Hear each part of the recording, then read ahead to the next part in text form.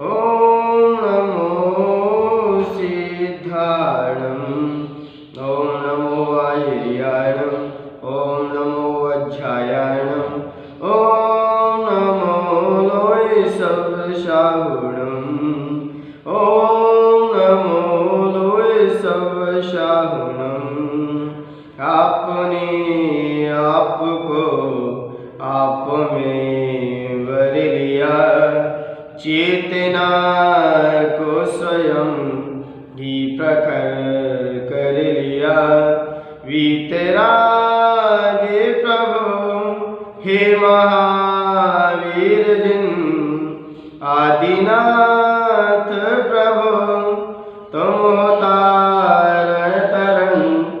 आपके द्वि चरण में विनम्र नमन, आपके द्वि चरण में विनम्र नमन। यस्य स्वयं स्वभावाप्तिरभावे कृष्ण कर्मणः, तस्मै संज्ञन रूपाय नमोस्तु परमात्मने, नमोस्तु परमात्मने। जय बोले नंदानंद सिद्ध परमेश्वर भगवान की। प्रथम तीर्थंकर श्री ऋषभनाथ भगवान की। धर्म तीर्थ शासनायक अंतिम तीर्थंकर भगवान महावीर स्वामी की। आचार्य भगवंत गुरु श्री पूज्यपाद स्वामी की। आचार्य भगवंत गुरु श्री वृक्ष सागर जी गुरुदेव की। मम दीक्षा गुरु आचार्य भगवंत गुरु श्री ब्रह्म सागर जी गुरुदेव की। द्वादशांग दिनवाणी माता की। पूज्य आचार्य भगवंत की दिव्य देशना विगत दिन से हम सभी सुन रहे हैं। कल आचार्य भगवंत ने बताया कि ज्ञानी दृश्य को नहीं, दृष्टि को बदलता है। और ज्ञानी की विशेषता बताई थी कि तत्वज्ञानी वह अपनी आत्मा में स्थिर रहने वाला, चलता हुआ भी नहीं चलता है, बोलता हुआ भी नहीं बोलता है, खाता हुआ भी नहीं खाता है। सारी क्रिया उसकी नेचुरल है, उसके उपयोग में वह क्रिया नहीं झलक रही, कार्य हो रहे हैं। जैसे कभी कभी अपन भी सोचने लगते हैं, ऐसे डूब जाते हैं, फिर पूछो आप क्या सोच रहे हैं, तो खुद ही होश नहीं रहता मैं क्या सोच रहा था। कुछ समय कुछ क्षण ऐसा आता है कि व्यक्ति खुद नहीं महसूस कर पाता मैं क्या कर रहा था, मैं कहाँ जा रहा था, मैं क्या सोच रहा था। खुद ही वो ऐसा गुमसुम हो जाता है कि खुद को ही नहीं मालूम मैं क्या सोच रहा हूँ। फिर सोचने के लिए सोचना पड़ता है कि मैं क्या सोच रहा था। फिर बाद में उसे खुद ये विचार करना पड़ता है कि मैं क्या सोच रहा था इस समय। इसलिए मान्यवर ऐसे ही जो तत्वज्ञानी होते हैं, कोई क्रिया करते समय उन्हें यह भी ध्यान नहीं रखता कि मैं क्या कर रहा हूं। और ज्ञानी के सामने कैसा भी दृश्य आ जाए, लेकिन वो तुरंत अपनी दृष्टि को घुमा देता है, दृष्टि नहीं घुमाता। ऐसी चर्चा कल हुई, क्योंकि यदि हमारी दृष्टि में संयम है तो हमारी दृष्टि वास्तव में सर्वोत्कृष्ट कही जाएगी। दृष्टि में यदि हमारे में संयम नहीं है और संयम रहित दृष्टि हो तो मान्य जैसा आप करोगे वैसा ही आप पाओगे। क्योंकि हमारी दृष्टि में जैसा संयम होगा वैसी हमारी दृष्टि एकदम निखर जाएगी, उत्कृष्ट हो जाएगी। और संयम रहित दृष्टि, देखिए एक पथिक जा रहा था और रास्ते में उसे आम मिला। देखिए दृष्टि का भेद, उसे आम दिखाई दिया तो उसे आम बड़ा मनोहर दिखाई दिया, अच्छा लगा। तो उसे जैसे ही उसको आम अच्छा लगा, वृक्ष के नीचे आम पड़ा हुआ था, तो देखकर उसकी आंखें भी प्रफुल्लित हो उठी। और जैसे प्रफुल्लित हुई तो आम खाने के लिए वह वृक्ष के नीचे गया वृक्ष के नीचे गया। तो जैसे ही वह वृक्ष के नीचे गया तो यहां पर देखने वाली क्या थी? आंखें थी। लेकिन आंखें देखने वाली थी, लेकिन दौड़े कौन थे? पैर दौड़े थे। क्या? पैरों ने दौड़ लगाई थी और दौड़ने वाले ने उठाया नहीं था। उठाया किसने थे? उठाया किसने था? हाथों ने उठाया था। लेकिन हाथों ने उठाया, लेकिन हाथों ने खाया तो नहीं। खाया किसने? खाया किसने? दांतों ने। लेकिन दांतों ने खाया, लेकिन रस किसने लिया? रस किसने लिया? इस रसना इंद्री जो जिह्वा इंद्री ने इसका रस लिया। तो जैसे ही रस लिया तो झापड़, जब मालिक ने फिर, जब किसी की आप चीज बिना पूछे उठाओगे तो मालिक का भी हक बनता है कि आपने बिना पूछे फल क्यों उठाया। तो उसने झापड़ दिया। तो झापड़ उसके क्या? उसने पहले कंधा पकड़ा और दो झापड़ दिए। तो दो झापड़ दिए तो आंखों से क्या आने लगे? आंसू आने लगे। क्या आने लगे? आंखों से आंसू आने लगे। और जैसे ही आंखों से आंसू आने लगे तब उसकी दृष्टि चेंज हुई। वास्तव में जो जैसा करता है उसे वैसा ही फल मिलता है। आंखें नहीं देखती तो आज आंखों से आंसू भी नहीं गिरते।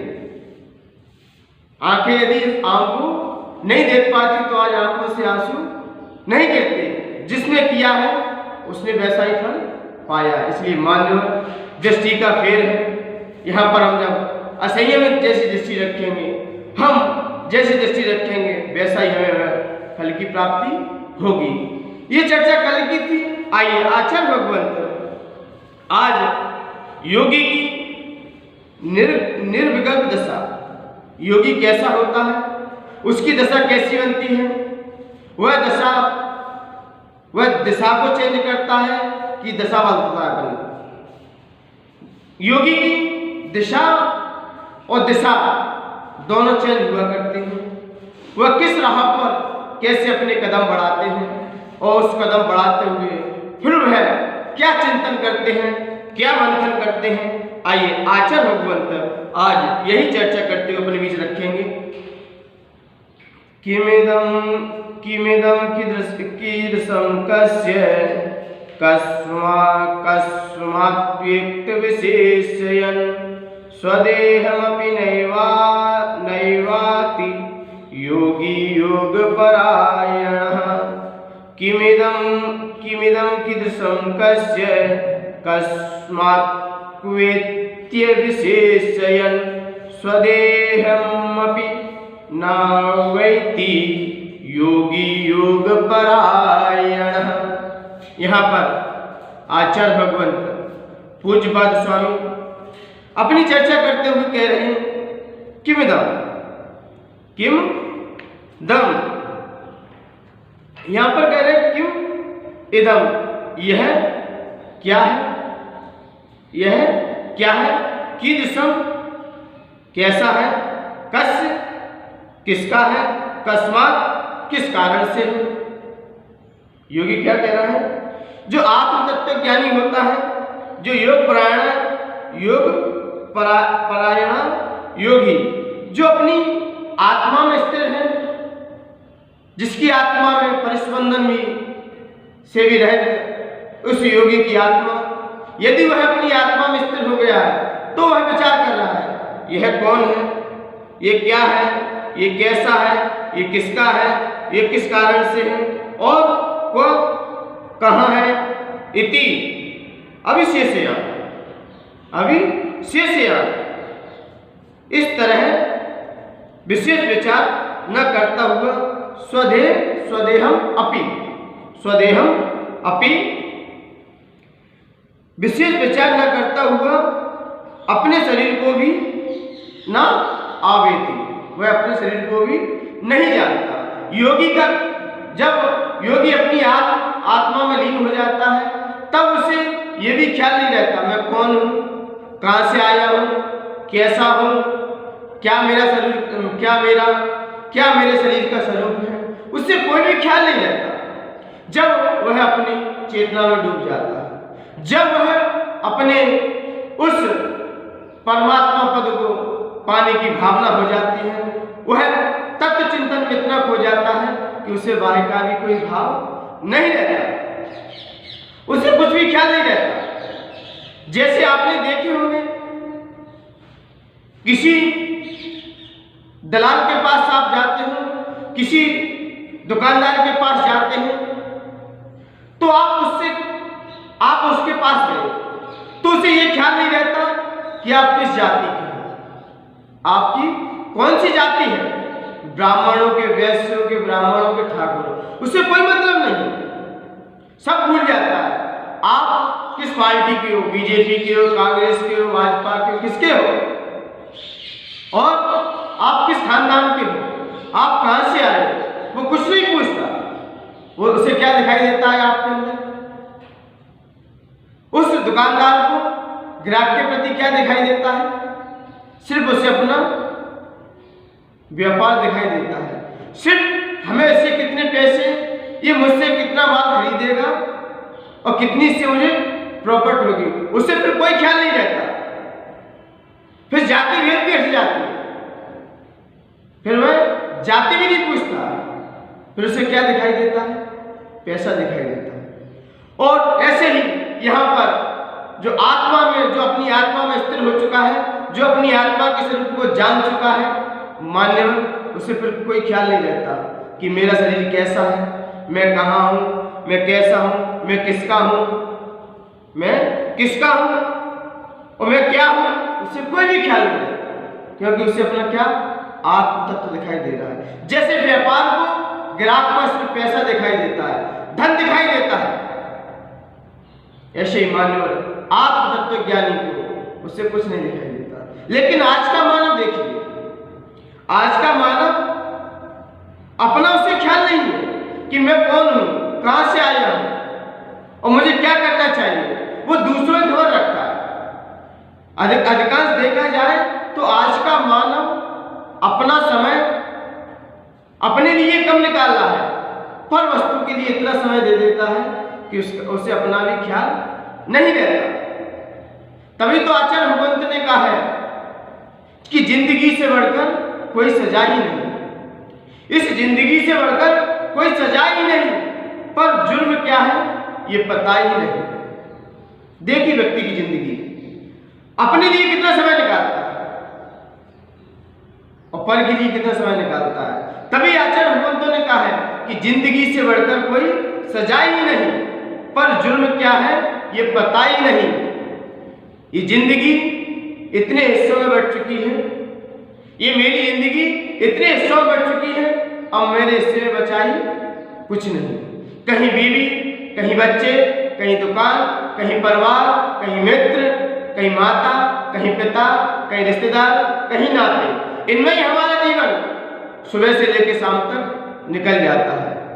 और आचार्य भगवंत कह रहे हैं कि आप पूरा उल्टा कर रहे हैं।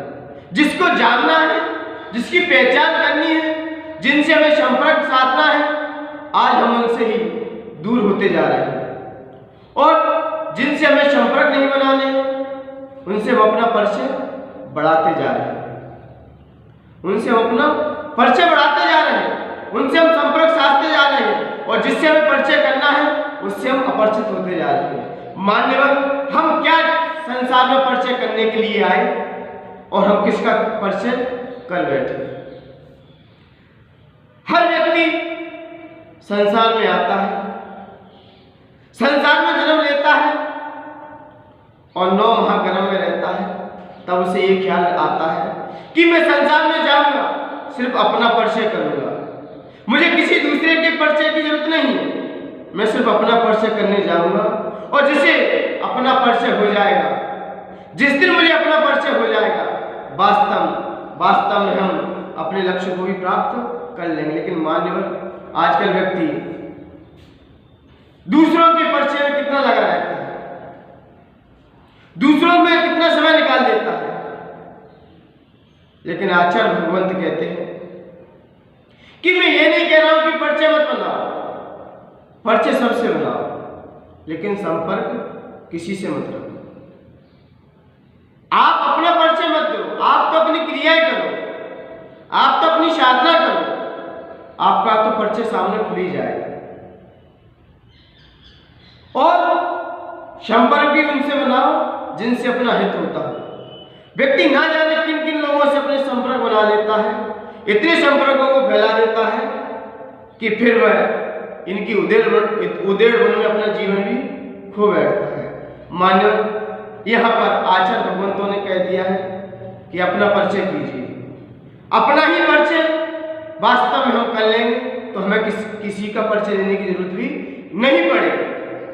देखिए, हम दूसरों के विकल्पों में कितना डूबे रहते हैं, दूसरों की टेंशन कितनी करते हैं कि वह कैसा है, किसका पुत्र है, वो कहाँ का है, वो क्या करता है, क्या खाता है, क्या पीता है।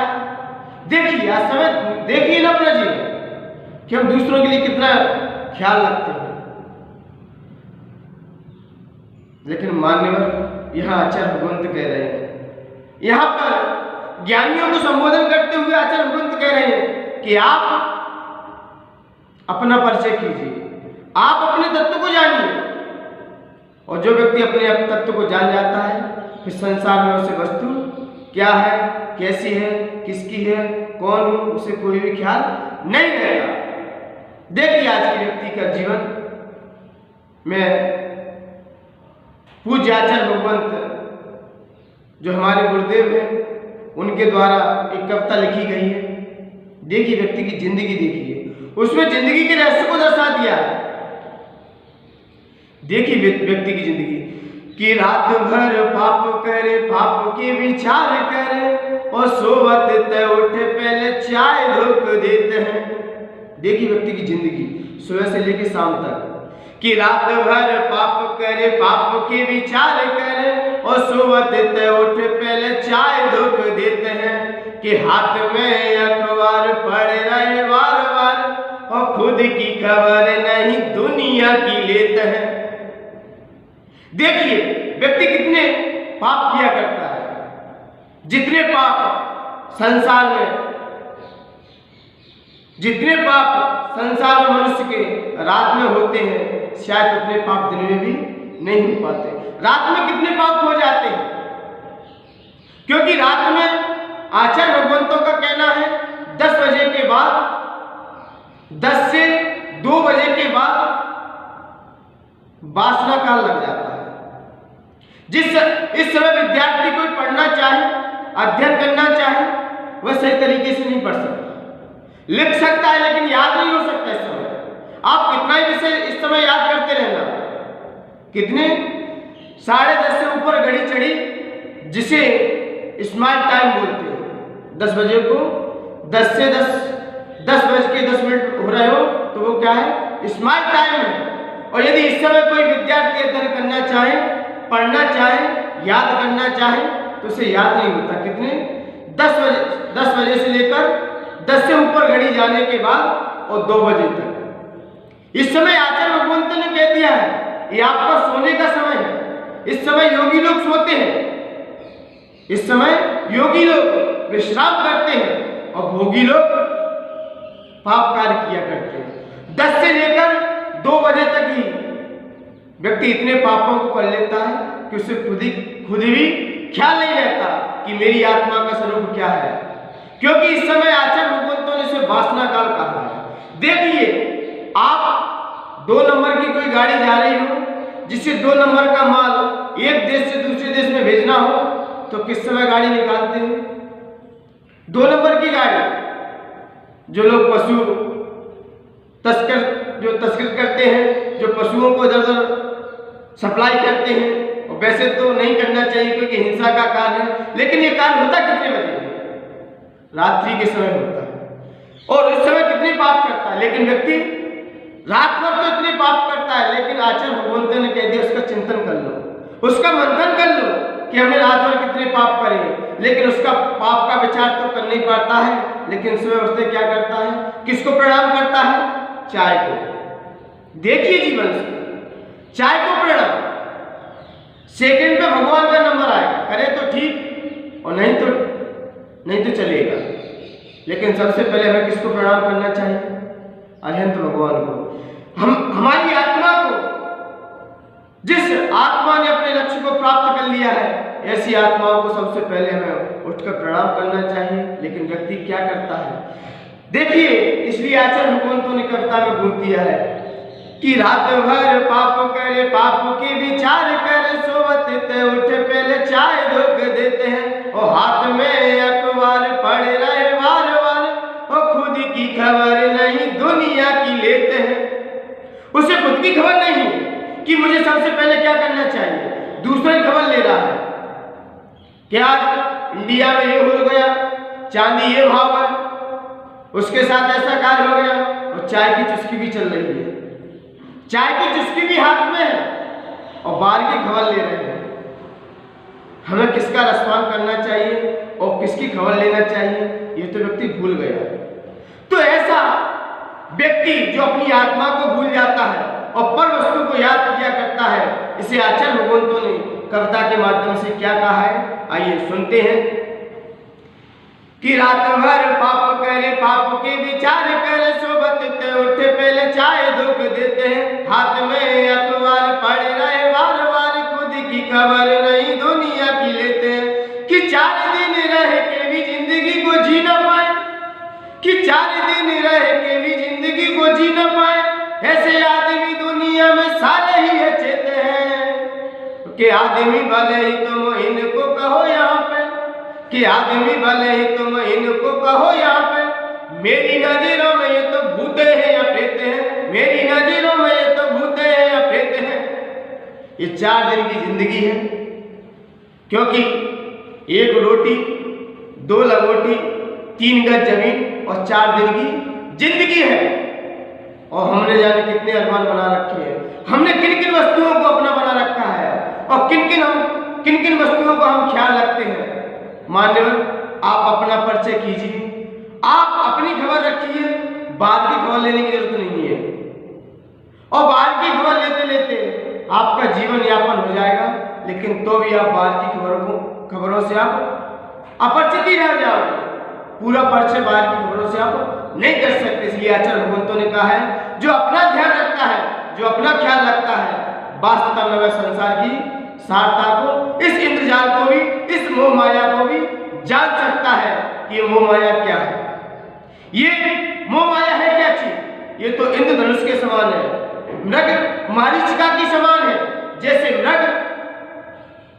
मृगी देखा है ना, मृग जब उसे प्यास लगती है तो वह दौड़ता हुआ, भागता हुआ और सामने जाता है, कहता वह पानी दिखाई देता है, वह पानी भरा है, लेकिन पानी नहीं मिलता। वह सुलगती दहकती रेत में दरिया उसे नहीं दिखाई देता, उसे वह सुलगती हुई रेत दिखाई देती है, बारूद दिखाई देती है। रेगिस्तान में जब देखा जाता है तो सामने बारूद पड़ी है और इधर धूप पड़ती है, तो जानवर लोग क्या सोचते हैं कि वह सामने पानी है, लेकिन पानी नहीं दिखाई देता। वहां क्या दिखाई देता है? वहां सुलगती आग और रेत दरिया दिखाई देता है। मान्यवर, और मृग मारीचिका अपने वहीं पर प्राण त्याग देता है। ऐसे ही मानव विषय भोग के प्रति इतना दौड़ता है, इतना दौड़ लगाता है कि वह एक दिन मृग मारीचिका के समान अपने प्राणों को भी त्याग देता है। इसलिए मान्यवर, यहाँ पर आचार्य भगवंतों ने कहा है कि अपना ध्यान रखो, अपने स्वरूप को जानो, उस आत्म तत्व को जानने का प्रयास करो, उस आत्म तत्व को लगने का प्रयास करो, क्योंकि वास्तव में वही हमारा जीवन साथी है। बाकी सब तो एक अजनबी है, एक मुसाफिर की तरह है। वास्तव में ये हमारे कोई दोस्त नहीं। ये सब दिखाई दे रहा है, सब क्या है? आंख खुले का सपना है। आंख जैसे बंद होगी तो सब कुछ यही रह जाएगा। इसलिए मान्यवर, आचार्य भगवंतों ने कहा है कि अपना चिंतन, अपना विचार, अपने ध्येय पर लक्ष्य रखिए।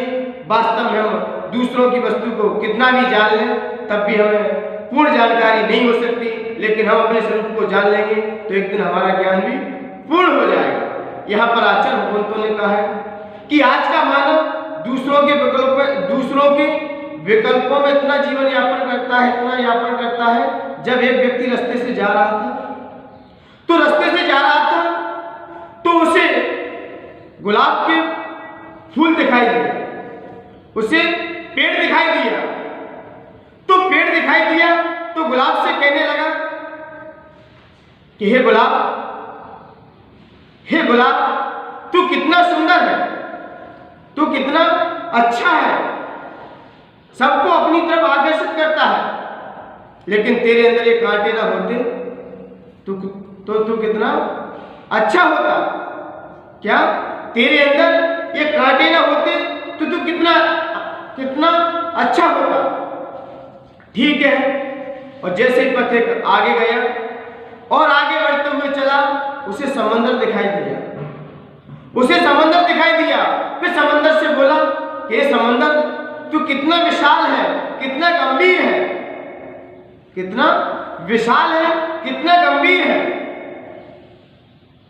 लेकिन तू खारा नहीं होता तो कितना अच्छा होता, कितना सुनहरा होता। ठीक है।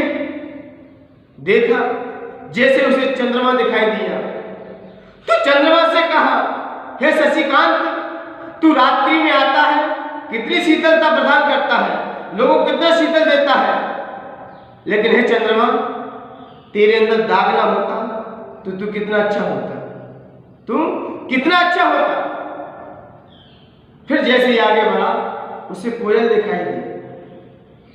कोयल बड़े मीठे स्वर से अपने स्वर लहरियों के साथ अपनी आवाज को विकसित कर रही थी, फैला रही थी, चारों ओर दिशाओं को गुंजायमान कर रही थी। तो जैसे ही कोयल को देखा तो मानव कहने लगा, हे कोयल, तू कितनी अच्छी है, कितनी सुंदर है, कितनी मनोहर है, कितनी मीठी वाणी है। हे कोयल, यदि तू काली नहीं होती तो कितनी अच्छी लगती। तो वहां पर एक पक्षी बैठा हुआ, एक और पक्षी ने जब ऐसा सुना तब उसने कहा कि उस मानव को संबोधन दिया कि हे मानव, तेरे अंदर ये दूसरों की बुराई देखने की आदत नहीं होती तो तू भी आज कितना अच्छा होता, तू भी कितना अच्छा होता। यही मानव की हालत है। मानव अपनी गलती नहीं देखता, दूसरों पे दिखाता है कि वह कैसा है, वह वस्तु कैसी है। देखिए लोगों की दृष्टि, अपना ख्याल नहीं रहता, उसे दूसरों का ख्याल रहता है। कोई व्यक्ति का मकान कहीं थोड़ा दूर हो, देखो उन व्यक्ति ने मकान कितना दूर बना लिया है, पास ही बना लेते। अब भाई आपको परेशानी रह हो रहा है, आप तो 1-2 दिन के लिए मिलने के लिए उसके पास गए थे, तो आपको क्या ऐसा सोचने की जरूरत है कि उसका मकान कितना दूर है। यदि आप पास चाहिए तो आप बनवा दो। ऐसे व्यक्ति धर्मशाला में जाता है, मंदिरों में जाता है, कोई धर्मशाला में कोई सुविधा ना मिले, ये धर्मशाला कैसी है, कोई सुविधा ही नहीं है यहाँ पर। अरे नहीं है तो आप कर दो सुविधा। व्यक्ति करना कुछ नहीं चाहता, करना धरना कुछ नहीं, दूसरों पर उंगली उठाना चाहता है। तो आचार्य भगवंत कह रहे हैं कि दूसरों पर उंगली उठाने की जरूरत नहीं है। आप अपने अंदर झांक के देखो कि मैं कितना पानी में हूं। यदि आप किसी के अंदर एक उंगली उठा रहे हैं तो 3 उंगलियां भी आपको संकेत देती हैं। व्यक्ति के अंदर एक गलती है, लेकिन आपके अंदर कितनी गलती है। एक सबसे बड़ी गलती तो यही दिखाई दे रही है कि आप दूसरों की गलती देख रहे हो, क्योंकि आपको दूसरों की गलती को देखने का कोई हक नहीं है। और दूसरों की गलती आपको दिखाई भी दे रही है तो आपको कहने की क्या जरूरत है, आपको कहने की क्या जरूरत है किसी के सामने, क्योंकि आचार्य भगवंतों ने कहा है कि आपको गलती देखने का कोई हक नहीं है। क्योंकि हम किसी की गलती देख रहे हैं तो वो गलत हो या ना हो, लेकिन हम जरूर गलत हैं, हम जरूर उस समय गलत हैं। इसलिए मान्यवन ऐसे व्यक्ति का जीवन निकलता है, दूसरे के विकल्प इतने करता रहता है कि दिन रात इसी में निकल जाता है। लेकिन आचार्य भगवंत योगी को आज ये संबोधन दे रहे हैं कि हे योगी, अनादिकाल से तूने पर वस्तु का इतना परिचय किया है, इतना परिचय किया है कि उस परिचय के कारण तू अपनी आत्मा का ही परिचय भूल गया है, उस आत्मा का संपर्क भी भूल गया है, उस आत्मा का भी ख्याल करना भूल गया। इसलिए मान्यवर, आपको बाहर परिचय करने की जरूरत नहीं है, आपको अंतरंग परिचय की जरूरत है, क्योंकि योगी अंतरंग का परिचय इतना कर लेते हैं, जब अपनी चरम सीमा पे आते हैं तब उन्हें अपना शरीर भी ख्याल नहीं रहता। मैं कौन हूं, मैं कहां से आया हूं, उसे कोई भी ख्याल नहीं रहता। देखिए योगी घटना, जब योगी अपनी आत्मा में जाता है तब उसे ये शरीर भी अपना नहीं दिखाई देता। उसे जब अपना शरीर नहीं दिखाई दे रहा है तो पर वस्तु उसकी निगाह में कैसे चढ़ेगी। जब महामुनिराज सुकौशल की घटना आपने सुनी होगी कि जब वह वज्रबाहु के छोटे भाई पुरंदर थे, अयोध्या के राजा कहे जाते थे, अयोध्या पर राज्य किया करते थे, लेकिन उन्होंने जब संसार की असारता को जाना, उन्हें वैराग्य की घटा उनके दिमाग को दिल पर बरसने लगी, तो उन्होंने कीर्तिधर नामक सुयोग पुत्र को उन्होंने राज्य दिया, और राज्य देकर जब वह बल की ओर जाने लगे तब कीर्तिधर जो राजा थे वो भी वैराग्य भावनाओं का चिंतन, गुरुओं का समागम, संतों की देशना बड़े मनोयोग से सुनते थे। लेकिन जब वह अपनी राजसभा में बैठे हुए थे, उस सिंहासन पर जब आसीन थे, तो दोपहर के समय जब वह नगर भ्रमण की ओर निकले, तो जैसे नगर भ्रमण की ओर निकले तो वहां पर उन्हें दोपहर के समय, दोपहर के वक्त सूर्य जब उदित हो रहा था, तो उदित होते ही राहु ने उस सूर्य को क्या ग्रसित कर लिया, उसको ढक लिया, उसको अपने मुंह में ग्रास बना लिया। जब ऐसा देखा तो कीर्तिधर विद्याधर को वहीं से उन्हें वैराग्य हो गया। वो भी संसार शरीर भोगों से व्यक्त होने लगे। तो जैसे ही व्यक्त होने लगे तो उन्होंने ये बात अपनी राजसभा में कही कि मुझे अब संसार इंद्रजाल के समान दिखाई दे रहा है, मुझे संसार में नहीं रहना। तब कुछ मंत्रियों ने सलाह की और उनसे कहा कि मैं जानता हूं कि आपके राजघराने में पीढ़ी दर पीढ़ी लोग महापुरुष बनते आए, महाव्रती बनते आए। लेकिन मंत्रियों ने कहा कि जैसे आपके पिता पुरंदर ने दीक्षा ली थी, वैसे ही आपकी दीक्षा हो, क्योंकि उन्होंने तो आपको राज्य दे दिया, लेकिन आप राज्य किसको देंगे। तब कुछ समय पश्चात राजा कीर्तिधर, जो उनकी रानी सहादेवी थी, और सहादेवी जो माता थी, जो उनकी पत्नी थी, कुछ समय उपरांत जब रानी ने गर्भ धारण किया और गर्भ धारण करते कुछ समय के उपरांत बालक का जन्म हुआ, तो श्री कीर्तिधर ने विचार किया, जैसे मेरा पुत्र उत्पन्न होगा वैसे मैं उसे राज्य भार देकर, राज्य वैभव देकर मैं जिन दीक्षा के लिए निकल जाऊंगा। तो जैसे ही रानी के कुक्षी से पुत्र रत्न की उत्पत्ति हुई, तो रानी ने कुछ समय तक के लिए उस पुत्र को छुपा दिया। बताया नहीं। लेकिन यह घटना किसको, यह घटना कितनी दिन तक छुपाए रहोगे, यह शुभ संकेत कब तक छुपाए रहोगे। लेकिन कुछ समय के पश्चात जब राजा को भनक लगी कि मेरे यहाँ पर पुत्र रत्न की प्राप्ति हो चुकी है, तो जैसे पुत्र 15 दिन का हुआ और उस पुत्र का नाम ही सुकौशल था, उस पुत्र का नाम ही सुकौशल था। तो सुकौशल पुत्र था, तो जब वह पुत्र जब 15 दिन का हुआ तो कीर्तिधर ने उसका राज तिलक किया और जंगल की ओर चल दिए।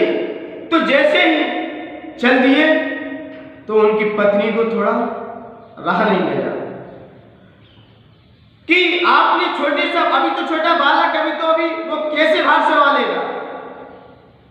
लेकिन जिसको वैराग हो जाता है फिर उसको कुछ नहीं दिखाई देता, मैं कौन हूँ, कहाँ से आया हूँ, उसे कुछ भी ख्याल नहीं रहता। जब वैराग की घटाएं अंदर से बरसती है, जब वह जंगल की ओर जब राजन चले गए तो वह सुकौशल माता के साथ अपना जीवन यापन करता था। वह राजकुमार बड़ी प्रसन्नता के साथ रहा करता था। लेकिन किसी भविष्यवेता ने बालक को देखकर कह दिया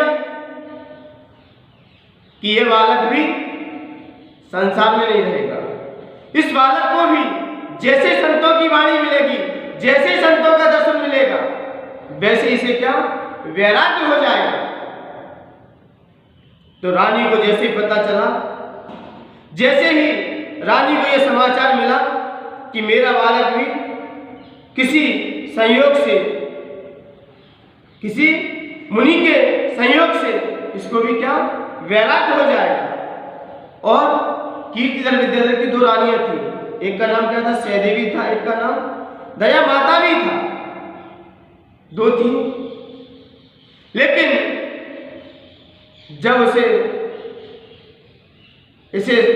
जब रानी को ऐसा पता चला तो रानी ने सभी जगह क्या खबर करवा दी कि कोई भी नगर के अंदर कोई दिगंबर मुनि प्रवेश नहीं करेंगे, क्योंकि रानी की आज्ञा चलनी थी, क्योंकि रानी का राज आ चुका था।